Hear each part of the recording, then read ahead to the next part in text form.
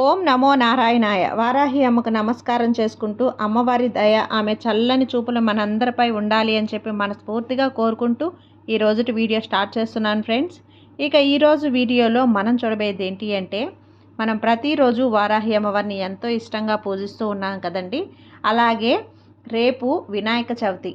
మనం వారాహి అమ్మవారిని ఎంత ఇష్టంగా పూజిస్తామో అంతే ఇష్టంగా వినాయకుడిని కూడా రేపు వినాయక చవితి రోజున అంతే ఇష్టంగా పూజిస్తాం. అలాంటి వినాయక చవితి రోజున మనకు విఘ్నాలన్నింటినీ తొలగించి, మన పాపాలన్నింటినీ తొలగించి, మనకు శుభాలు చూపించేటువంటి వినాయక చవితి రోజున మనం గుర్తు పెట్టుకొని మరి ఉదయం స్నానం చేసే నీటిలో ఈ ఒక్కటి వేసుకొని మనం స్నానం చేస్తే కనుక మనకు ఉన్న పాపాలన్నీ కూడా తొలగిపోతాయండి. ఒక గంటలోనే మీకు ఉన్న దోషాలు, దరిద్రాలు, పాపాలు ఇవన్నీ కూడా పోతాయి. మీ తలరాతే మారిపోతుంది. జన్మ జన్మల పాపాలు అన్నీ కూడా పోతాయి. కోటి జన్మల పుణ్యం అనేది వస్తుంది. వినాయకుడి అనుగ్రహం కూడా మనకు కలుగుతుంది. ఉదయాన్నే మనం లేచి తలస్నానం చేస్తాం కదా, అలా చేసేటప్పుడు మన కష్టాలన్నీ కూడా పోతాయి. మీ దశ అనేది తిరిగిపోతుంది. మీ ఒంట్లోని నెగిటివ్ ఎనర్జీ, మీకున్న ఆరోగ్య సమస్యలు ఇవన్నీ కూడా మీ శరీరానికి నూతన ఉత్తేజాన్ని తెస్తుందన్నమాట. మన శరీరానికి నూతన కాంతి అనేది వస్తుంది. మన ఒంట్లో ఏదో ఒక పాజిటివ్ ఎనర్జీ అనేది వైబ్రేట్ అవుతుంది. అత్యంత దివ్యమైన శక్తులు మీ శరీరంలోకి ప్రవేశిస్తాయి. మీరు అపర కుబేరులుగా మారిపోతారు. రాజయోగం అనేది పడుతుందండి. మనం పట్టిందల్లా బంగారమే అవుతుంది. ఇక మీరు ఏ పని చేసినా కూడా మీకు విజయాలు పొందుతారు. మీకు అన్ని శుభాలే జరుగుతాయి. మరి ఇంతకీ వినాయక చవితి రోజున నీటిలో ఏం వేసుకొని స్నానం చేయాలి అనే విషయాన్ని మనం పూర్తిగా వీడియోలో తెలుసుకుందాం.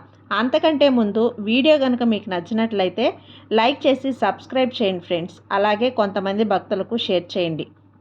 వినాయక చవితి రోజు మీ ఇంటికి వచ్చే ఎవరైనా సరే ముత్తైదులకు తాంబూలంతో పాటు గణపతి స్తోత్రం మాల, గరికతో గణపతి పూజ, శ్రీ గణేశారాధన, శ్రీ గణేష ఉపాసన పుస్తకాలను అందచేయటం మీకు దీర్ఘ సుమంగళి ప్రాప్తాన్ని కలిగిస్తుంది. కాబట్టి బొజ్జ గణపయ్యకు కుడుములు ఉండ్రాళ్ళంటే మహాప్రీతి. కాబట్టి తొలి పూజ అందుకునే విఘ్నేశ్వరుడికి ఉండ్రాళ్ళ నైవేద్యంగా సమర్పించి మీరు చేసే పనులకు శ్రీకారం చుడితే కనుక మీకు ఏ ఆటంకం కూడా రాదు. సరేనా? కనుక వినాయక చవితి రోజు ఉండ్రాలు తయారు చేసి బొజ్జ గణపయ్యకు నైవేద్యంగా పెట్టండి. ఈ వినాయక చవితి రోజు పింక్ కలర్ చీర కానీ, వైట్ కలర్ చీర కానీ, లేదంటే మగవారైనా సరే వైట్ కలర్ పంచె కానీ, పింక్ కలర్ షర్ట్ కానీ ఇలా ధరించడం వల్ల అష్టైశ్వర్యాలు సిద్ధిస్తాయి. అలాగే మన సంప్రదాయం ప్రకారం తెల్ల రంగు చీర కట్టుకుంటే మనం ప్లెయిన్గా కట్టుకోకూడదు. ఏదైనా సరే కొంచెం అంచు ఉన్నట్లు కానీ, లేదు అంటే కొంచెం డిజైన్గా ఉండేటట్లు కానీ కట్టుకోండి. అలాగే మిగతా నలుపు రంగు అలాంటివి కట్టుకున్నప్పుడు వినాయకుడికి ఆగ్రహం వస్తుంది. పింక్ కలర్, వైట్ కలర్ దుస్తులు మనం ధరించినప్పుడు విఘ్నేశ్వరుడికి మనకు నచ్చి సంవత్సరం అంతా కూడా మనకు ఐశ్వర్యాన్ని కురిపిస్తాడనమాట. మనం పట్టిందల్లా బంగారం అవుతుంది. వినాయకుడి అనుగ్రహంతో పాటు లక్ష్మీదేవి అనుగ్రహం కూడా లభిస్తుంది. కనుక అందరూ కూడా గుర్తుంచుకొని వినాయక చవితి రోజున పింక్ కలర్ కానీ, వైట్ కలర్ చీర కానీ, మగవారైతే పింక్ కలర్ పంచ కానీ, వైట్ కలర్ షర్ట్ కానీ, పిల్లలైనా సరే వైట్ కలర్ కానీ, పింక్ కలర్ కానీ దుస్తులు ధరించండి. ఇక ఎంతో పవిత్రమైన ఈ వినాయక చవితి రోజున ఉదయం మనం స్నానం చేసే సమయంలో, ఉదయం కానీ సాయంత్రం కానీ 2 పూట్ల కూడా మనం స్నానం చేసే నీటిలో ఎర్రటి పుష్పాన్ని కానీ, లేదు అంటే ఒక గరిక పోచను, ఒక 7 గరిక పోచలండి. మనం వినాయకుడికి గరికనే తెస్తూ ఉంటాం కదా, ఆ గరికి పోచలను 7 గరిక పోచలను కానీ, ఒక స్పూన్ పసుపు కానీ వేసుకొని స్నానం చేయండి. ఎర్ర పుష్పం అంటే ఎర్ర మందార పువ్వు కానీ, ఎర్ర గులాబీ పువ్వు కానీ, ఎర్ర కస్తూరి పువ్వు కానీ, ఇలా చామంతి పువ్వు కానీ, ఇలా ఎరుపు రంగులో ఏ పువ్వు అయితే ఉంటుందో ఆ పువ్వును తీసుకొని దాని రేకులు తీసి నీటిలో వేసుకొని స్నానం చేసుకోవాలి. గన్నేరు పువ్వు తప్ప మిగిలిన ఏ ఎరుపు రంగు పువ్వులనైనా సరే మనం నీటిలో వేసుకొని స్నానం చేయవచ్చు. ఇలా మనం కొంచెం పసుపు, ఒక స్పూన్ పసుపు అనేది చేతితో తీసుకొని నలిపి నీటిలో వేసి స్నానం చేసుకోవాలి. ఎందుకంటే గరికంటే వినాయకుడికి ఎంతో ఇష్టం. కాబట్టి గరికను కూడా ఒక 7 పోచలు గరిక అనేది తీసుకొని దాన్ని బాగా నలిపి నీటిలో వేసుకొని స్నానం చేయండి. ఇలా ఎర్రటి పువ్వులు కానీ, గరిక పోచలు కానీ, పసుపు కానీ నీటిలో వేసుకొని స్నానం చేస్తే మన ఒంటికి చాలా ఆరోగ్యం.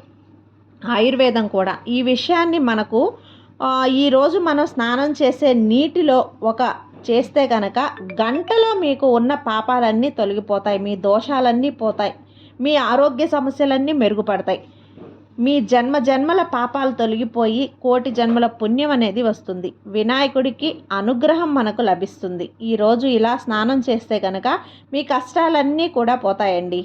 మీ దశ మారిపోతుంది. మీ ఒంట్లో నెగిటివ్ ఎనర్జీ, ఎలాంటి రోగాలున్నా కూడా అన్నీ పోయేసి మీ బాడీ అనేది ఒక పాజిటివ్ ఎనర్జీతో మారుతుంది. మీకు అత్యంత ఒక దివ్యమైన శక్తులు వచ్చినట్టుగా మీ శరీరంలోకి మీరు అంత యాక్టివ్గా ఉంటారన్నమాట. అపర కుబేరులుగా మారిపోతారు. రాజయోగం అనేది పడుతుంది. మీరు పట్టిందల్లా బంగారమే అవుతుందండి. ఇక నుంచి మీరు ఏ పని చేసినా కూడా విజయాలను పొందుతారు. మీకు అన్నీ శుభాలే జరుగుతాయి. అలాగే ఈరోజు స్నానం చేసే సమయంలో గంగేచ యమునే చైవ గోదావరి సరస్వతి నర్మదే సింధు కావేరి జలేస్మిన్ సన్నిధింకుకు అనే ఈ మంత్రాన్ని ఒక్కసారి చదివి స్నానం చేయండి. ఈ మంత్రం చదవటం వలన అన్ని పుణ్యనదుల్లో స్నానం చేసినంత ఫలితం కూడా మీకు లభిస్తుంది. కాబట్టి అందరూ ఇలా స్నానం చేసి శుభ ఫలితాలను పొందాలని చెప్పి మనస్ఫూర్తిగా కోరుకుంటూ, ఆ వినాయకుడి అనుగ్రహం మీ అందరిపై ఉండాలి అని చెప్పి మనస్ఫూర్తిగా కోరుకుంటూ ఇంతటితో ఈ వీడియో ముగిస్తున్నానండి. ఈ వీడియో కనుక మీకు నచ్చినట్లయితే లైక్ చేయండి ఫ్రెండ్స్, అలాగే సబ్స్క్రైబ్ చేయండి. సర్వే జనా సుఖినో భవంతు. గం గణపతయే నమః.